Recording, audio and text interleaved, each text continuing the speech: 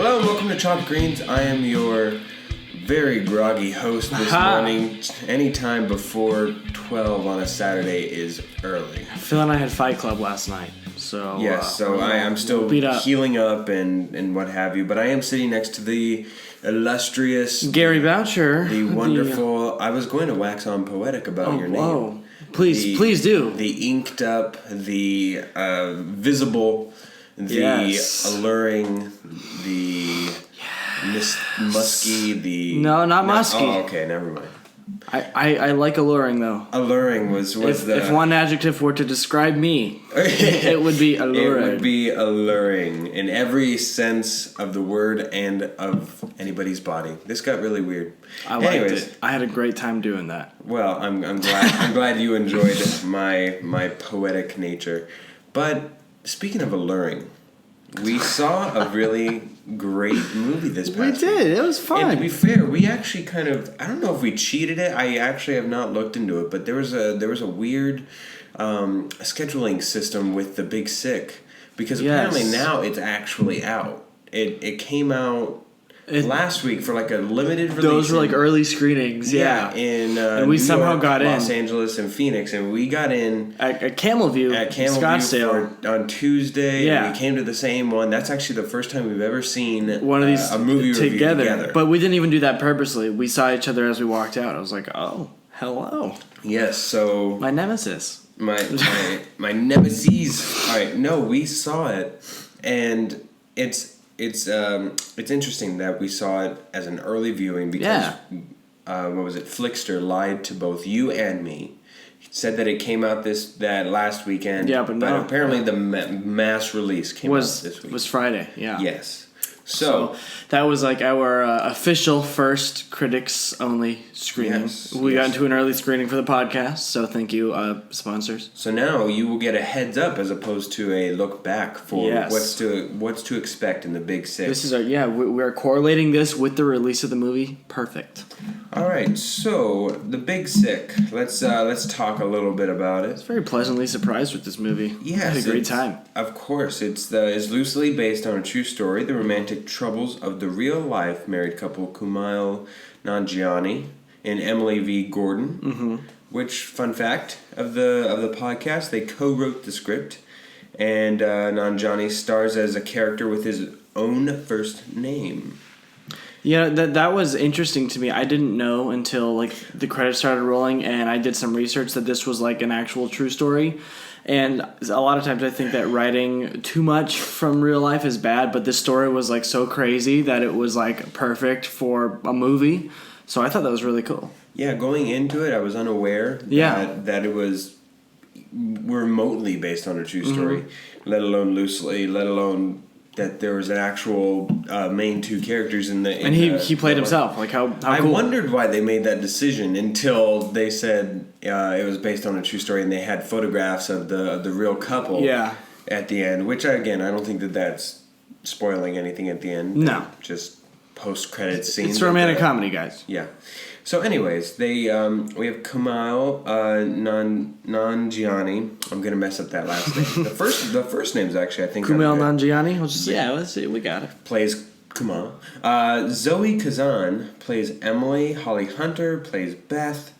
Ray Romano playing Terry. He was my little dark horse for like favorite part of the movie. He was great. Well, let's go there right now. Ray Romano. So last we saw him, or at least last I saw him.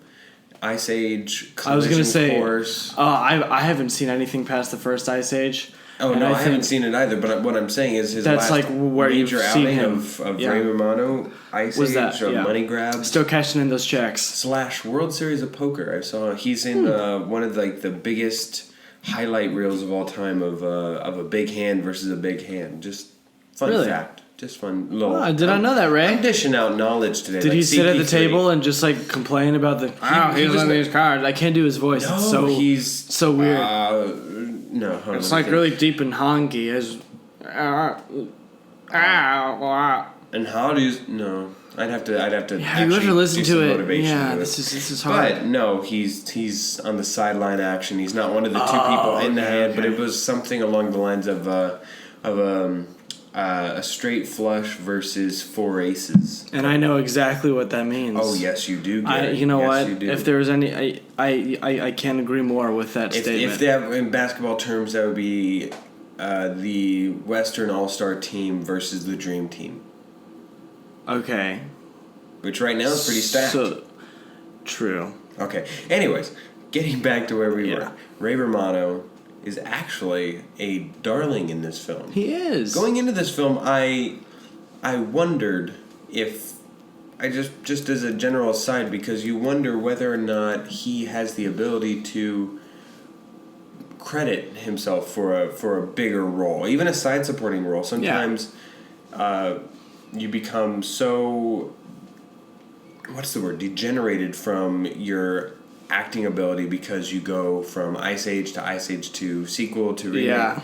That really your career kind of just falls apart and it becomes a joke. I mean, if we look at John Travolta, movie after movie, he sort of, his career was just a one-hit wonder of Saturday Night Live, and even then it wasn't that accredited, but Pulp Fiction single-handedly resurrected his career and brought him back into respectability, and now he's a respected actor. I don't know if he's the big dramatic time Oscar winner. No, but he's a big name actor. If you have him in your movie, he's a draw. So that's all to say. Ray Romano, surprisingly great actor in this film, has a lot of great moments. He's so quirky, but all these characters, something that I loved is that they're all really three-dimensional characters. Yes. No archetypes, no stock characters, and I'm not going to spoil anything, but besides the main conflict of the two romantic leads, there's also a big side conflict that happens with him, and it makes you feel for him and his whole situation. I thought he did a great job of being innocent but unlikable but lovable all at the same time because of that. He had some actual depth, and he had one of the three genuine most comedic moments in this film. He had a lot of comedic moments that he just hit right out of the park. Yes, the writing, the jokes were fantastic, and he was given one of those, one of the best jokes. With a romantic comedy, I think we actually should just note that it was actually funny. Yeah, it was hilarious, and I think it's because Kumail is a stand-up comedian, and his wife does a lot of comedy writing too. So they were like every line was like a joke built into it. It was hilarious, and there was a lot of. It had that feel of a comedy where situations in the beginning set up jokes towards the end. And while you may have some one-hit wonder jokes in the beginning just to get you into that the element of how it's supposed to have a feel, an emotional feel, and how you're supposed to kind of take it lightheartedly and not take it too seriously, the entire movie just was brilliantly written with the elements of comedy sprinkled throughout to where it had just poignant access points where just great comedy moments leaked through in just an amazing way. Yeah, that's what makes it funnier is that they balanced it really, really well with the drama, and out of these terrible situations, I was still like laughing my butt off because of the hilarious things that they were saying, but at the same time, I was feeling for everything that was going on. So there's a really good dichotomy. Yeah, there's a lot of dark moments in this film that really you don't feel cheated of. Really, it just, the comedy accents it. Yeah, exceptionally. It doesn't feel like a gimme. They balance it like perfectly. A lot of times, what these films would do, and we'll have cases of mistaken identity. Take Pirates in our past podcast. If you haven't seen that, go ahead and listen to that. But we have movies where they don't really know where they're going, or they don't identify moments and solidify those beats for us, the audience, to where you can't give us. It's like that moment at the end of Pirates was a total gimme. A lot of comedy movies try to put in some drama in there, and it's just like it doesn't hit because, like you said, there's no build up, there's no honesty behind it. But these characters were so down to earth that the whole thing, even though it was outlandishly funny, it really felt honest. Like it felt like these are real people. It was general naturalistic comedy. There was not a laugh track behind it to where we had a cheat and people looked out. There was not a grown-ups feel where it was all staged. It wasn't. It was just very natural. Just like real people comedy with their crazy different cultures and personalities coming together, and that creates unexpected situations, which creates comedy. And that's like the most natural and awesome kind of comedy. And you really hit upon it, and it's evident throughout the film, but actors and comedians of all ilk were in this film. Yes, Bo Burnham had a little, a decent bite-sized part. Yeah, he was fun. He was the LeBron of the train wreck of this film. He was actually pretty great. And my I don't even know where I could go with that, but my girlfriend really loves Ruby. him. Yeah, Ruby, I was gonna say that, but then everyone's like, what? Yes. But no, he was hilarious. And then there was 80, I forget her last name, from SNL. Yeah. 80 Bryant. She was in there. And then obviously Kumail is like a famous stand-up comedian himself. So there was plenty of comedy to share. Yeah, and he took the stage as the leading role, which, I mean, when you write anything, you're more than obligated and probably want to do in order to tell it effectively. Yeah. And I think the fact that it's an actual real-life story, too, just really helps, because I don't know, I'm not sure, there's moments in time and history where even actual events seem stranger than fiction. Yeah. And I think if you write this story and it's not true, it loses a little bit of credibility, because there's so many dramatic moments, but it's because it's true that you can really just take every dramatic moment for what it is, because it happened. With the backside of knowing that it's real. Yeah. Going into the film and watching it, I thought, well, that's a little outlandish. That's that's crazy. Like like this crazy medical condition comes on so quick, and then all this stuff happens. But then you're like, oh no, that this actually happened. Yeah, it really. Which it probably helped Kumail in his performance too. Because I know he's done some acting, but he's not like a big actor. To my knowledge, he's never been a leading man. He has a big role on that show Silicon Valley. That's true. But otherwise, he hasn't really done much. So I'm sure that helped his performance as well. Going back and hitting all those moments that he had hit in his actual real life himself. And another thing I have to touch on, because I love it so much, and this is so big right now. I don't know if you guys have seen the show Master of None. I don't know if you've watched it. I've heard of it. But you obviously it's really big now, because it's Aziz Ansari's show, and it's big because it was like the first time a lot of people, including myself, had really seen an Asian American, like an Indian American, in a lead role in a big production. And this was the first time I'd ever seen a Pakistani American in like a lead role, and that was really cool too. And a lot of the film revolves around Pakistani culture, like the arranged marriage, and I thought that was so cool that it wasn't just like a white dude and a white girl and da da da da da. Like it was like real situations, because his culture was so different than what was expected in America, and I thought that made it really cool and really important for people like me who don't know anything about that at all. Yeah, it very effectively creates and tells a story of the culture clash. Yes. That naturally happened. One thing that I just as a negative takeaway, because there's not much, to be honest with you. But one negative takeaway I have for this film in particular is it somewhat presents itself as a modern rom-com comedy, but a lot of the jokes allude to it being a bit of a dated modern comedy. I'm trying to think. But okay, for instance, in the trailer they have the 9/11 joke. Oh, that was in the trailer? That was in the trailer. Oh, I didn't. I never saw a single trailer for this movie, which I think, side note, really helped. Yes, I'm sure it did. If you, that's always my way to go. Is just if somebody tells you it's a great movie and you trust their opinion, just go see it. Yeah. That way you don't have any expectations. Unless it's Pirates of the Caribbean, don't see it. Well, somebody said, if somebody says that that's a great movie that you should go out and see, don't trust their opinion. Yes. But, anyways, they have that in the trailer, and that would suggest that it's more of a timely event, that it's more happening, that when that occurred, it was in the past, and that we know that it happened in real life. Obviously, it took time to write this. Yeah. So I don't feel that they effectively told us or gave us outright what year it was, and to me that was just a little missing note. Yeah, I mean, it was just like a quote unquote modern romantic comedy. Yeah, Uber makes an appearance in this film. Yeah, so he's an Uber driver. I think that one of the parents has an iPad, so it's like 2010s. Yeah, so we know it's modern. They just never outright give it to us. I think that's the first time I've ever laughed at a 9/11 joke because it was just like in the context of the cultures in the film, it was actually hilarious because. Side note: he's a Muslim, and a lot of people at his comedy events heckle him for being Muslim, and so he kind of heckled back.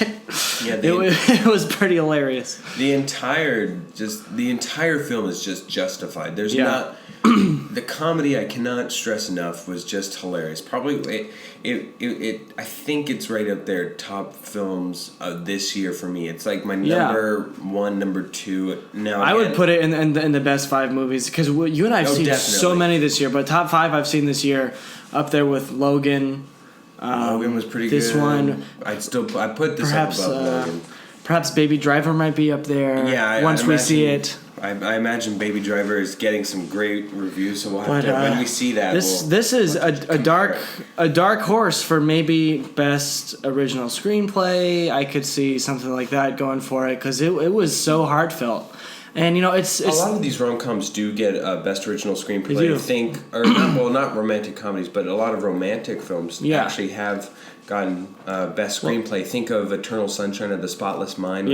Her. It was a great original screenplay. Her. Yeah. You're right. And rom-coms have such a negative connotation because let's admit it. Like when they're cheesy, they're way cheese. Hollywood pops out 2 or 3, $20 million budgeted rom-coms a month. What was it? A month. Yeah, but like 2 weeks ago it was like not only How to Be a Latin Lover just came out. Yeah, like there was all The this Space so Between many. Us. There was that one where she's. Essentially a girl in a bubble hamster. Everything. Yeah,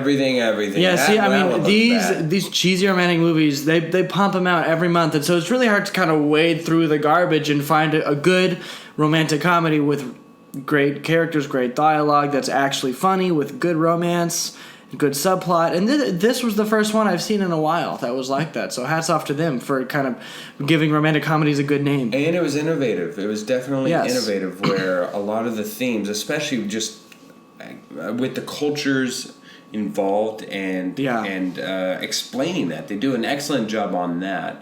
But being able to have it in a digestible version that is not offensive to anybody while remaining hilarious. Yeah, and I mean, especially like you said, it's very timely. Those situations, and obviously, Arab Americans their struggles are like a hot button issue right now, and so came out at the perfect time with all the contentious everything that's going on in the world right now. I think that the commentary speaks a lot to its intended audience. And within the film, this is a strong 3-act film. Yes. Oh my God, it takes such a turn. I didn't know what the Big Sick meant. Why is it called the Big Sick? Yes. And then you're like, oh. See, it's actually really funny. Huge left turn. That I kind of knew where this was going, you didn't. I love that. I think I'm going to stop watching trailers, honestly, because this movie hit like so hard when I was like, what? Yeah, but well, of course, the downside to that is you maybe miss a Big Sick because your big brother Philip here is not able to say, "Hey, we're gonna go see the Big Sick instead of Transformers." Yeah, and you're gonna be stuck with watching Transformers the last night. Oh, so maybe just what I suggest. I'm gonna stay on top of like the Rotten Tomatoes, everything that's coming out this week. Yeah, I focus on just watching the first trailer and then that's it. Yes. When the Avengers Civil War when Avengers 2 comes out, I only watch the first trailer and I isolate myself to like skip over it on Facebook. I make a concerted effort to skip it so that way. I mean, I guess you could just watch the teaser that just shows images and no big plot points. Yes. Yeah, I was really upset. I really loved the first Kingsman movie, and I really want us to do the second Kingsman. But then at the end of the trailer, they give this reveal, and I was like, "What? Why are you doing that? Why are you giving us this big reveal?" So yeah, I hated that. Yes, that's ridiculous. But moving back to the 3-act. Anyways, great 3-act traditional classic structure. No, and each act is really. It's reminiscent of Life is Beautiful, where in Life is Beautiful, a classic great film, there's 2 strong stories that each stand alone as a great film unto themselves. Yeah. But the fact that they're paired together within this film really makes it just a solid, strong, great emotional based story that has a lot of content, generally great content. And within this film, there's two stories within it. Yeah. There's the Kumail and Emily story. There's the dating story. There's the Kumail and parents, which is like kind of the bigger story. Which is when she gets sick. That's again within the trailer. I called the big sick because his girlfriend gets sick. Yes. But she gets sick at a very inopportune time in their relationship, and her parents come to town. Her, kind of very normal conservative white parents with, her ex-boyfriend who is a Pakistani stand-up comedian. That's comedy gold right there, them clashing. That is. And the great part of this story is that the lead character gets to have a strong development arc that all resides within one segment of the story that does not involve but is centered around Zoe's character, Emily. Yep. Yes, and it's a genuine story method that can be very, very rarely used, but it makes for an interesting story where everything in the world keeps going on. I've never felt more in a film the mantra of life goes on than in that moment, because when times collapse and we see a reoccurrence of Emily and Kumail, and there's a reconciling there. Yeah. It's just so incredibly evident that they've had two different while she stayed in one point, he's been moving on, and it's great. It's a great moment that hit me like a hard left hook. Like when she tread carefully on these waters. When the lesson is learned that just because somebody is out of your life for a little bit and you he is struggling. He is courage to come back to them, you have been doing, you know what, this is going to be really hard to do without ruining anything, so I'm just going to concede to you and say that life goes on, but it goes on in different ways for two people, and when they come back together, it's really crazy. Yeah. Yeah, and Did I sidestep that one? I thought you did a wonderful job there. Thank you. You did a little bit of the meringue, the dancing around. And yes, there was a bridge and there was some missing steps there, but you jumped over them. Thank you. You did not fall into the hobnoble of criticism that is spoilers. Screw the spoilers. Yes. A lot of effective camera work within this film. A lot of great camera work. It didn't stand out to me, but it was I thought it was beautifully shot. Well, no, yeah. To me, that's.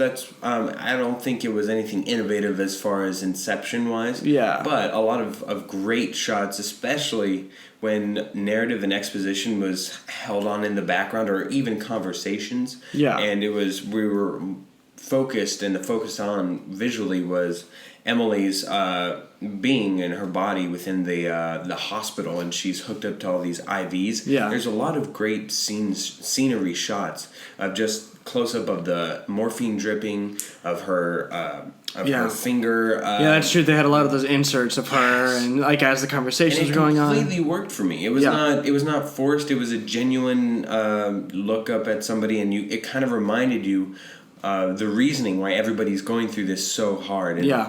And within that 3-part structure, it's hard because the first act, of course, is them getting together. And in my mind, you make a hard decision whenever you start the story is when do you start the story? Yeah. Because do you already hope that it's established enough and hope that the audience goes that was I was thinking that because I didn't really know how long they had been dating when the sickness hit her, and so to me, I personally for a second it kind of pulled me out because I was like, okay, this is believable, because one, the two lead actors had such a great connection. Yes, they were great together, which did it for me.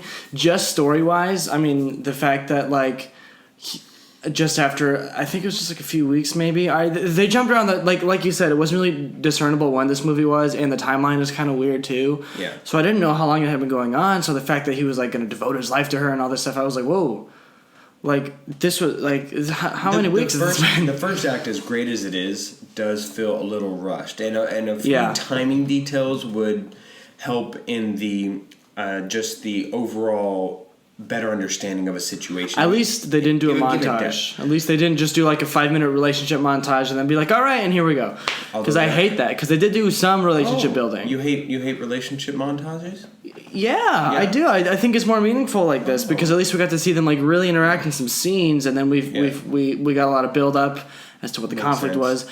And then it went downhill. Up was an awful movie. I hated the first. Okay, the Up montage is probably the greatest montage of all time. Yeah, that is an exception to the rule, and it's mainly because of that song. And Pixar is amazing. Yes, but to your point, yes, they were stuck between a rock and a hard place because the film is lengthy. It's like 2 hours and 5 minutes. It's a long movie, especially for the genre. But yeah, it doesn't. I was never bored because not at all. It was hilarious. Mainly, I was laughing at every scene. So yes, and the vision that they take to fully flesh out and develop their relationship at first glance in the first act. They establish a lot within that first act without you realizing it even. And while it takes a hard right turn at a certain point to get you to that act 2, and to me it felt a little rushed, but I felt that they best did what they could with what they were forced within restrictions. Yeah. Within restrictions of the realm of reality of this is we can only make it a 2-hour movie. We can't make a 3-hour romantic comedy. Come on. That maybe I think that might come from the fact that it is a true story. Yes. And I'm sure Kumail and Emily wanted to write the story as honestly as possible. And that's also where writing from real life gets a little weird because you want to throw in every single detail and because you know exactly what happened, so you want everybody to know what happened. And sometimes that doesn't translate to the screen the best. I still think that this was fine, but that's like a thing that I've seen before where when it's based on a true story, they try to just get like every single detail in there that's not necessary. Yes, and the ability that they were able to come up with something innovative, something genuinely funny.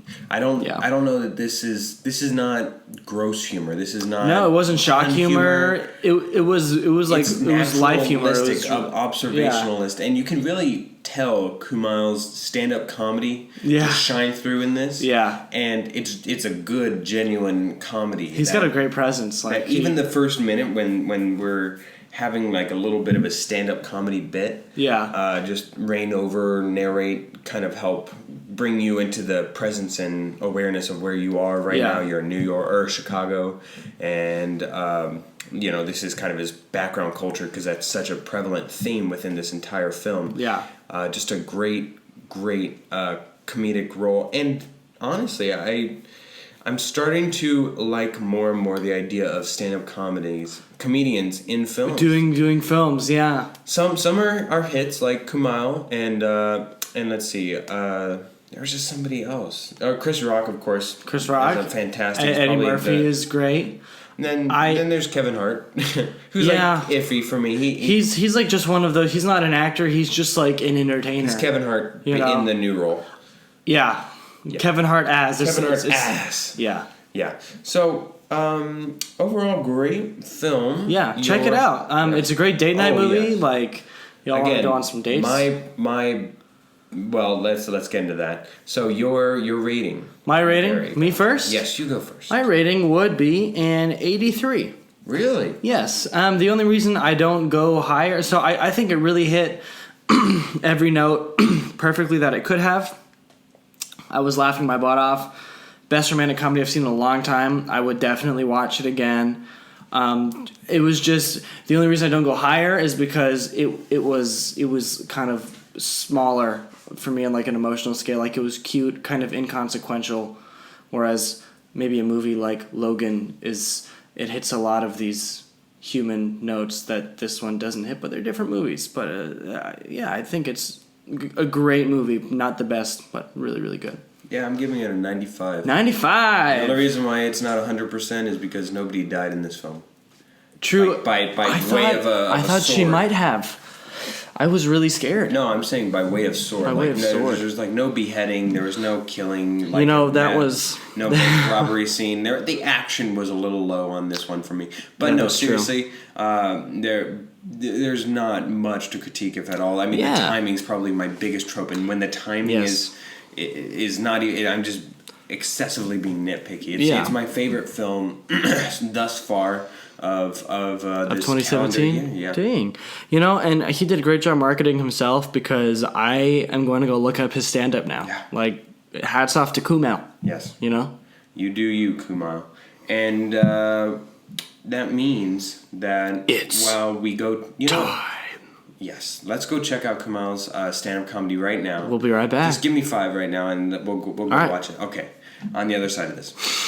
Red Ribbon Realty Group at HomeSmart is a full-service real estate team of Phoenix natives with over 15 years of experience in the industry. When you work with them, you have 2 full-time realtors representing your best interests throughout your entire transaction, whether you are selling, buying, or renting. They also believe in supporting their community. Use code word chopped greens, and Red Ribbon Realty Group will donate 15% of their net commission from your transaction to the nonprofit charity of your choice. Visit their website at www.redribbongroup.com and find them on Facebook. You can also email them at info@redribbongroup.com or call them at 602-888-6638. Red Ribbon Realty Group. Trust, commitment, home. Oh my gosh, that was funny. Was hilarious. I'm still wheezing. By the way, that totally reminded me of rappers, and I don't know why this brought it up. Rappers as in like with a W-R or with just an R? No, just a hard R. Okay. A hard R. Hard R, oh no. No, but the Kardashians, why are all of them dating rappers now? Why is Kourtney Kardashian Isn't Khloe dating Tristan Thompson?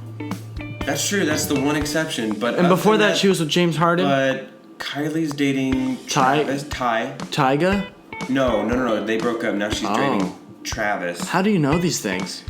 I'm with an... Are you kidding me? With all these Give Me 5 questions, I gotta stay culturally up to date. That's true. Whether I like it or not. This is the only time in my week where I start reading like pop culture, entertainment news. I'm like, I didn't even know. It's like there's so much drama going on in the world right now. That's the one Holy cow. actual byproduct of this, is that I actually keep up with the world with like and pop different news, variations that I would otherwise not do. Correct. Such as the Harry Styles questions that I've asked in the past. Not this one. Yeah, I was gonna say, wait, you have another Harry Styles question? There's never enough. Too many. Gary, this is the part of the show, Give Me 5, where I've got 5 questions for you, you got 5 questions for me. We don't know what they are, but we will answer them honestly. Yes. Would you like to go first, Gary? You know what? Sure. Fantastic. I'll go first. I have a ranking question for you, because we just saw a good romantic comedy, and I want to know if it's gonna make Great it. romantic comedy. Great romantic comedy. Thank you. And I just want to ask you, what are your top 5 romantic comedy movies of all time? Okay, taking out the Big Sick in this one, because I'd have to throw it in there. I would consider throwing it in mine too, for sure. I need to sit back and just kind of rank it and muse. Yeah. I don't like to throw things in there willy-nilly, but my standard 5, number 5 is Pretty Woman. Pretty Woman. Walking down the street, pretty woman. There's actually a good comedic bits in there. Yeah. Let's go. Number 4 is As Good as It Gets. As good Jack as Nicholson's shining moment for me. That's one of my best Jack Nicholson moments. If you have not seen it. I have not seen it. That's actually a really good story structure. Okay. That's a strong recommendation for a time that you need just a good movie. Jack Nicholson's performance is fantastic. He was nominated for an Oscar, did not win that year, but everybody thought he should have won that year. Okay. I forget who won. And Cuba Gooding Jr.'s in there as a nice. Yeah, I know that you love Cuba. I love me some. You love you some Cuba Gooding Jr. And I believe. I'm gonna get killed for this, but Heather Hunt, I think, is in there, and she won the Oscar. Whoever the supporting actress is won the Oscar. It's a very prestigious romantic comedy. No, it's a very good, prestigious romantic comedy, and Jack Nicholson's best performance, which is saying something. Yeah. All right, number 3, we're going with. It gets tough. I'll go with The Wedding Singer. Oh man. No, come on. It's the one good Adam Sandler film that I can never get out of my head. I'll give it to you. Okay, The Wedding Singer. The Wedding Singer. Fair enough. Fantastic. Love it. I wanna make you smile. Oh man, the look on Phil's face is pure ecstasy right now. You're too happy. Oh no. Let's go. Come on, give me number 2. I can't watch this anymore. This is painful. Number 2, another musical, Grease. Ooh, romantic comedy. Yeah, it's alright. Yeah, it is. Think about it. It's about Danny and Sandy, and it's a comedy. And then number one, and it's a recent one. 500 Days of Summer. Oh yes, Yes. yes. I love that movie. Yes, that one has a Joseph lot. Gordon-Levitt dancing down the street, and That's the best moment. That's the best musical moment. I cry every time at the end. Yeah, but then it hits home. Man. Yes, it's a very mature love story. Yes, and I find that it has a lot of romantic angles that can help you at any stages of romanticism. Single, just broken up, getting in a into flirting. True. There's a lot of great elements within that film. And Zooey Deschanel, always a win. Yes.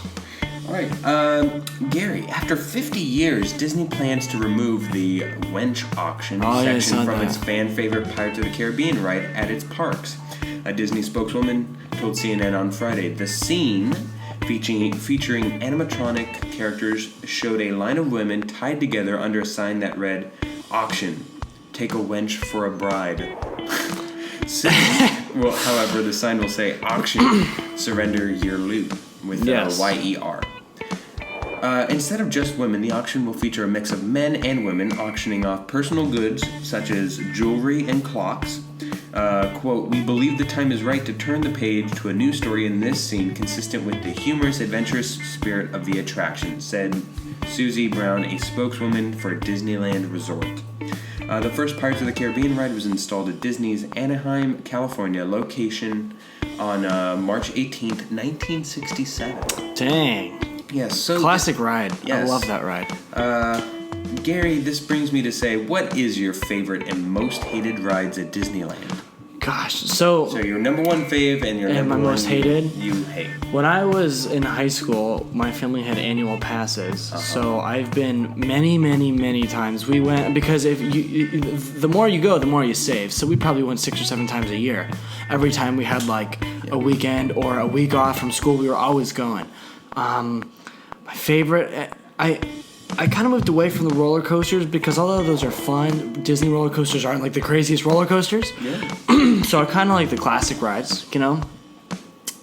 My most favorite ride is I love Star Wars. I don't love the Star Tours ride though. I might have to say that it's Your favorite ride. This is a toss-up between Splash Mountain, Space Mountain, and Pirates of the Caribbean.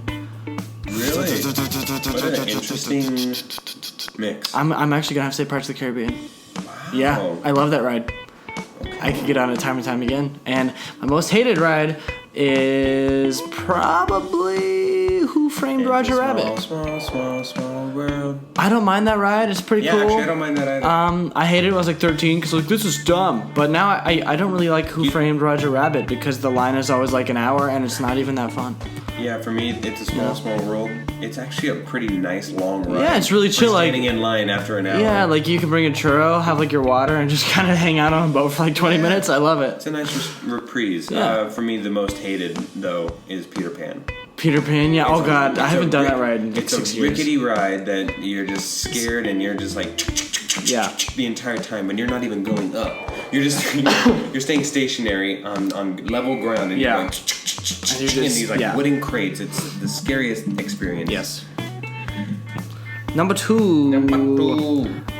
So in this movie we just saw, somebody got really sick and almost died. So, what is the worst? 1, have you ever been hospitalized overnight? Or 2, what is the scariest like medical injury situation, sickness that's ever happened to you? Like, have you ever maybe gotten into a really car accident? You know, maybe you're a cancer survivor. I don't know. I'm not a cancer survivor. My grandma is though. Hey, shout out to my grandma. Love it. Let me think. What's my scariest medical? I've had the only time I've ever had to stay in the hospital was just a couple months ago. I had some plastic surgery at work to get some waste residue removed because I had lost some weight since high school, and it was really more of a medical procedure, and just had to get rid of some of that extra flab because it was just like whenever I'd go run or something, and that's my favorite form of exercise. For one, it just wasn't going away, and then two, it was like actually hurting me because just ow, yeah. So, anyways, I had to stay overnight for that, and I had if you've never, I can say this, if you've never had a catheter. Do you know what that is? Yes, and I don't like thinking about them because it just pains me thinking about them. That is the weirdest sensation to take out. Oh, God. That is no, it doesn't hurt. It doesn't hurt? I'll explain to you off camera, but it is single-handedly the most memorable yet weirdest moment or feeling and sensation I've ever had. I can understand that. Yeah. And now I have the goosebumps. Yes, and now in a good way. Yeah. All right, Gary, a new article from Bloomberg has pushed forward the notion that robots may not steal jobs in the future. The majority of the UK's economic gains over the period to 2030 will come from increasing consumer demand thanks to AI driving a greater choice of products, increasing personalization, and making them more affordable over time. PwC research published Wednesday shows, meaning the productivity and mundane aspects of most jobs will be handled by robots, but humans will still have a place in the work field. Mm-hmm. So Gary, this leads me to ask you, how long before there's a robot barista serving me at Starbucks? Instead of me? Instead of you. You know what? Starbucks is all about the human connection. For now. Until robots are better humans than we are? Yes.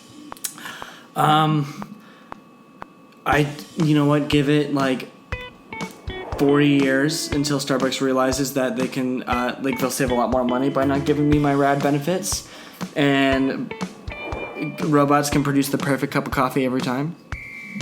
That thought really makes me sad. Hopefully, I will not be working at Starbucks in 30 years. I don't know what will have happened in my life for me to have been doing that. But I truly believe that they care about its employees. Maybe you want to be working at Starbucks, just as a side job to your $1 billion. Network. Eventually I'll be tired of living in my glass mansion, so I'll want to go back to the workforce and work for Starbucks. That's true. Yeah. But I say give it about 30 years. 30 years. I think that there'll be people on the tail end, like doing automation, Starbucks, and just the service industry in general. Yeah, you're gonna have to put a human face to it, but and the service industry will be the chef. Service industry is cheap labor as it is. I think that it's gonna be different jobs that get replaced first, not like waiters and coffee people. So yeah. Yeah. All right. Excellent. Yes. Big news in the NBA. Yeah. Paul George, I did not see this coming. Got traded to the Oklahoma City Thunder. So this is gonna be crazy. This shakes up everything. Everything that you know is a lie at this point. So I want to ask you, did you see this coming? What happens in Oklahoma City this year? And what happens next offseason? What does Paul George do? In order of operations there, one, I did not see it coming. I don't think anybody saw it coming. For one, the reason why is because the deal that they got, the Pacers, in exchange for Paul George, was a bag of jelly beans and a pat on the back. I don't understand I can understand the want of Victor Oladipo because he went to college in Indiana, but to me that's not anything to shake your hat at or really. Indiana really just squelched its trade value for Paul George and got nothing. Yeah. Found out that the market was just dwindling for Paul George. What do I think this does to Oklahoma City? It makes them the 4th seed, if that. Yeah. But that's really my prediction. Theoretically, I could say that there's more talent on the Minnesota Timberwolves than the Oklahoma City Thunder. In a way. And Russell Wilson's not... Russell Westbrook? Yes, I'm sorry. Westbrook is a talent that does not take advantage of other players' talent. It's more just a look at me shine here, so I don't know that they'll mesh that well. But this all but guaranteed that Paul George will be a Laker next year. Do you think so? Yeah, guaranteed.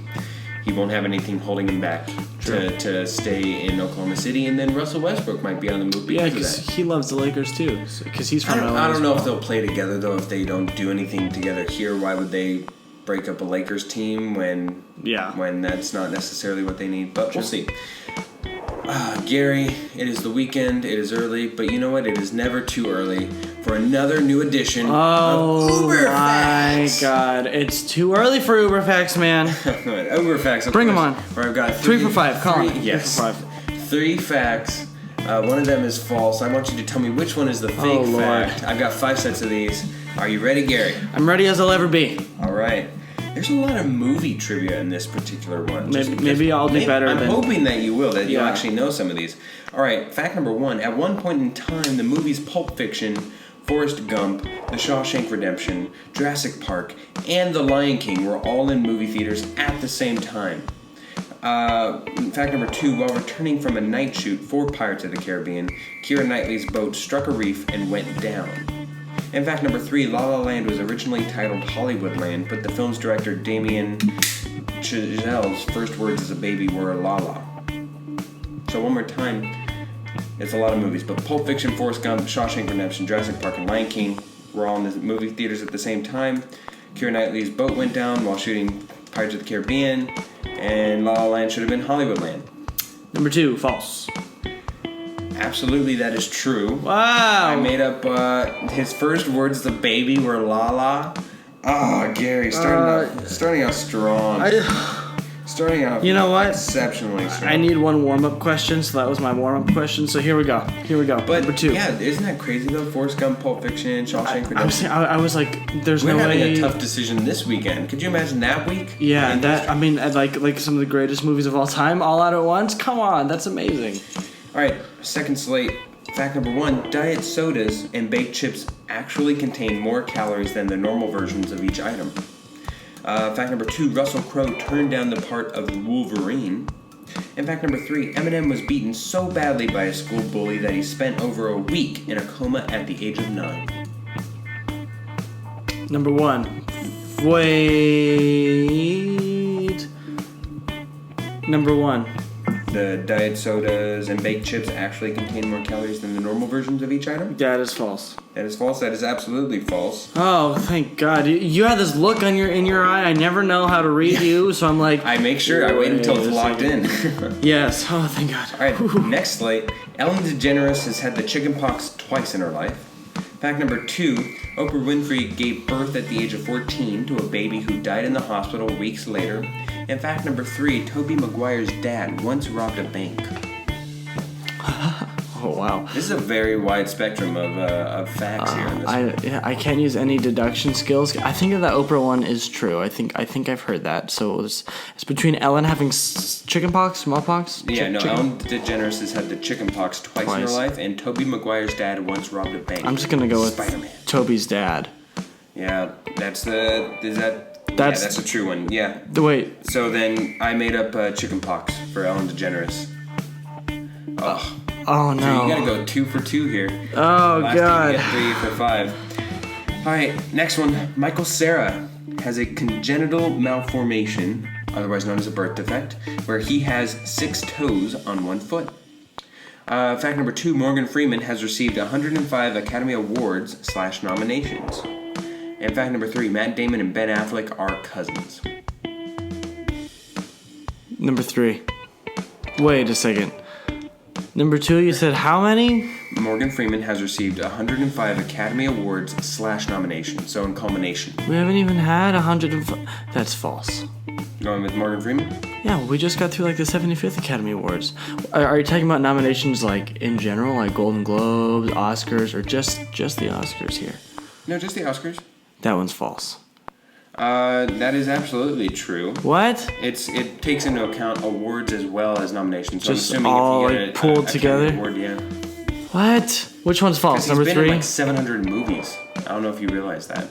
Oh, but God. that was also part of that fact.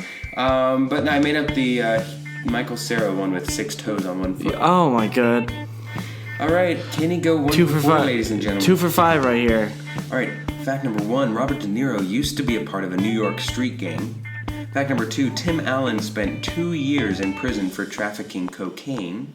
Fact number 3, Owen Wilson broke his nose trying to juggle 4 hammers. Which one is the fake fact? Number 3. Owen Wilson? Correct. That is completely false. I made that up. I wonder why his nose is built. It's just a weird nose. Yeah, I just watched Midnight in Paris last night, and I was like, great film. He's kind of got a weird nose, that Owen Wilson, you know. I was trying to 2 for 5. I'm a great 3-point shooter. 40%. Yes, there you go. Alrighty. So, I don't know if you're aware of Alex Jones's hit show InfoWars. He is a crazy conspiracy theorist. But it's really entertaining to hear his theories. He's a total trash human, but he has come up with some of the great conspiracy theories of our time. He just had a guy on his show, Robert David Steele, who honestly believes that there is a child kidnapping colony being run on Mars where the government is taking like impoverished children, shuttling them to Mars, and using their body as batteries and energy. Okay. He honestly believes this. NASA has said no, and this guy's like, NASA is lying. You guys are stealing kids. So I want to ask you, what is a conspiracy theory that you think is true, or are you not a conspiracy theory guy? Oh no! Every once in a while, I get some good ones. So Yeah. I've got two. One that the Steve Harvey mistake. Still a great night. Yeah. It was a mistake. That was totally planned. Okay. And then this Bachelor in Paradise stuff. Okay. That happened weeks ago. That was totally planned. Oh yeah, all that reality TV stuff. It's all coordinated. Oh yeah. Ruby's over here living in her La La Land. Speaking of that, and she thinks that it's all natural. That no, it's real. But let me tell you, who found out about the scandal? It was a producer who reported it. It was another producer. That they all are coming back. You gotta generate those ratings. Yeah, it's all for creating buzz. It's shameless, and I will be watching, I'm sure. So yes. Okay, Gary, just days after celebrating its first anniversary in Jupiter orbit, speaking of NASA. Yes. NASA's Juno spacecraft will fly directly over Jupiter's Great Red Spot, the gas giant's iconic 10,000-mile wide storm. This will be humanity's first up-close and personal view of the gigantic feature, a storm monitored since 1830 and possibly existing for more than 350 years. It's a long storm. It is a long storm. I wonder who's in the eye of it. Gary, do you believe we as humans will have the capability to live on Jupiter one day? Yes, I totally do. I'm a huge nerd about this. People don't believe me, but I swear to you, in like 200 years, we're going to have used up everything that's here on Earth, and it's not going to be enough. We're going to have a lot of people here. We're going to have to start colonizing. Obviously, first it's going to be the moon and Mars. The moon, of course. But in a few hundred years, I mean, technology is snowballing so fast, one day we are going to be out of the solar system. So Jupiter one day, I mean, Jupiter is gaseous. There's not like a lot of hard matter on it, I don't think, but I totally think we'll have the technology to do something like that. Okay, sounds good. And it goes to you, sir. This last one. This is I went to a website, something called ishewrightforyou.com. Just to go with our romantic comedy theme. And so I have 5 of these would you rather questions, and these are would you rathers to ask your boyfriend or fiance to know if he's right for you. We are each other's significant other. Exactly. Podcasting. So what is this? Podcasting husband? Yeah, exactly. Who would be the wife? Probably you. You know what? I'm the more emotional one. Yeah. You're kind of my rock here, so maybe you'd be the husband. But I'm gonna ask you 5 of these would you rathers that apparently I should be asking my boyfriend to see if he's right for me. So I'm gonna find out if you are right for me. Okay, sounds great. Number 1. Hit me. Would you rather watch Netflix with me and cuddle all night or go out on the town? Netflix. Good. By far, yes. I don't think this podcast would exist if that wasn't our answer. True. 2. Would you rather get a cute text from me while you're at work or find a cute note that I've written and left around the house? That's hard because around the house I would like it if it was in my lunchbox or something.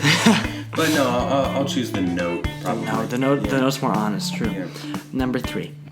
Would you rather take our honeymoon in France or Italy? Choose wisely, Philip. France or Italy? Oh, it's Italy. Italy. Ooh. France, the city of love. I'm choosing between croissants or pasta. Is my thing. Because that's all. Yes. You know what? I'll go with France only because they have modernized plumbing. So that's going to be my answer for and croissants are always Croissants and coffee. They make the best croissants, so I hear, and I've seen how they make it using an entire stick of butter per croissant. Oh my god, that's amazing. Yes. Number 4. Would you rather give me a back massage or a foot rub? I'm definitely a foot rub person. For some reason, I can watch a movie or something and just kind of rub the feet. Yeah, but the back is like a much more concerted effort. Yeah, you got to put some time, get some lotion. You got to really go. I like to multitask, so I go with the foot rub. And number 5, would you rather hear me say "I love you" too often or not often enough? I would say I would love to hear "I love you" too often. I love you, Phil. Yes, I love you. Thank you. I love you. And thus concludes. The Would You Rather. Did we match on those? Yeah, I think that you're actually the one. Okay. You're right for me. We can keep podcasting. Push Maddie out of the side. Yes. That's old news. Sorry, babe. Sorry, Ruby. I'm moving in. So Gary, I don't know if you're a scratchers kind of man. Are you? I have done them. I don't frequently do them, but I have. Have you gassed up recently? I got gas on my way here. Okay. I didn't get a scratch though. Well, one right now out is Willy Wonka and the Chocolate Factory, and yesterday, it's like their new theme big scratcher thing that you can win a trip to Las Vegas as well as win $1 million as well as earn a trip to own Willy Wonka's Chocolate Factory, whatever it is. But it was released. The movie was released 46 years ago yesterday. Dang. Gene Wilder's version of Roald Dahl's beloved character is my personal favorite. I remember many a day sitting at home, sick in bed, watching the visually pleasing candies wash over the screen as I watched the movie time and time again. Rest in peace to Gene Wilder. Yes. Passed away last year. In honor of that great day, I have a game. I have America's top 5 selling chocolate candies of 2016. Oh, God. But remember, chocolate. I want you to tell me which ones they are, which brand, which candies they are, chocolate candies. So do M&Ms count? They would count. Do Snickers count? They would count. Okay. So that kind of branding, yes. 3 strikes and you're out. Are you ready? Top 5. In no particular order. I just got to give order, you 5. And I'll tell you where they reside. Hershey's chocolate. Hershey's is definitely that revenue generated was $249 million, and they sold $264.6 million. Okay. Hershey's chocolates. M&M's. Yes, number 1. Generated $406.7 million and sold out 417.7 million units. What was it? So you've got 1 and 4. Still need 2, 3, and 5. Reese's. Reese's is number 2. Reese's Peanut Butter Cups generated $398.9 million and sold $366.2 million. Now it gets Peanut Butter Cups. Peanut butter chocolate flavor. Missing 3 and 5. Now it's just going to like the grocery. Yeah, I'm thinking of like what's in that display. Kit Kat. Kit Kat. I thought that might be the one to get you, but no, that's number 5, and that's generated $201.8 million, and they sold $202.5 million overall. Kit Kats. And you know what? I'm just gonna go with Snickers for number 3. Totally, yes. Snickers. Dang! I'm 5 for 5 for that. 5. Just shows you how much chocolate I eat. I know. You know your candy. $386.2 million and $405.3 million. Wow, that's like we sell a lot of chocolate. Units sold. Yes. Billions of dollars of chocolate are sold in America every year. Oh yeah, it's a big industry. Big industry. All right, Gary. That concludes our Give Me 5, and. It's the big one. This weekend we have a lot of movies. 2 great movies coming out this weekend. 3 if you're into poker, which I am. Oh god. The Will Ferrell and Amy Poehler, The House comes out this weekend as well. Unfortunately, we won't do that. Maybe I'll get. I'm sure you'll get around to see it. Yes, I will probably. I'm gonna have a busy weekend. You are. Week even. Because we're gonna have to see. Me and Ruby are gonna have to see The House. We might do a podcast on that just with my poker buddies. Okay, we'll see. But you and me, is it confirmed? Do you want to do 2? Yeah. All right. We got 2 movies coming out this weekend. The second film that we'll be reviewing will be Spider-Man: Homecoming. Yes. Comes out. We'll see whether or not this is a great addition. My favorite superhero. I'm ready for this. Yes, actually, that's the only superhero I read the comics for. Oh, really? Spider-Man? Like, legit read the comics. Here we go. I've read archives upon archives of Spider-Man. I just love Tobey Maguire. Yeah, and So his there you dad go. robbed a bank. His dad who actually robbed a bank. Holy Yeah. cow. And then the big one that we'll do is Baby Driver. Baby Driver, my favorite director. Ooh, baby. Ba-na-na-na-na-na-na. All right, yeah, but I know Baby Driver's getting great reviews. I'm trying to avoid looking at Spider-Man's reviews so that way I'm genuinely surprised. So we'll see how that works out. We'll do a double feature next week. Yes, and sir. We'll have 2 brand new editions of Chopped Greens for you guys. So, any last words? Any as you Don't go chasing waterfalls. That you know what, guys? That's all you need. That's the only advice you need as he chases his tattoo. You got a new tattoo? I got a tattoo of Star-Lord from Guardians of the Galaxy on my arm. It is large and in charge. It's pretty cool. I'm glad that you said it was Star-Lord and not Chris Pratt because we all know you hate Chris Pratt. Oh my God! If really a better actor had been chosen to portray Star-Lord, it would be a better movie. It would be deserving of a 90 rating that it so richly deserves that you withhold from it. That's how I feel. For Gary Boucher. I am Philip Amerine. Thank you so much for listening to Chopped Greens. It has been another wonderful edition. If you want to listen to any of our past episodes, please visit YouTube. We have an entire archive now. Archives on archives. I'll have to look and see how many episodes we're at. We're getting close. We're getting close to like 100, I think. I don't know what we'll have to do at 100. Throw a big barbecue pit. Yeah, that'll be amazing. We'll all be in the barbecue pit. It's just like a bunch of Let's all jump in the fire, kids. Ribs and humans, and pork and chicken just in a pit, and we'll just jump in. That sounds so fun. Yeah, I've always loved for 100 episodes. Yeah, that's great. Yes, but thank you so much for listening now, and thank you so much for listening forever. Bye. I was gonna say that's the ending. Well, you said forever. Sorry, kind of had to go demonic, but bye.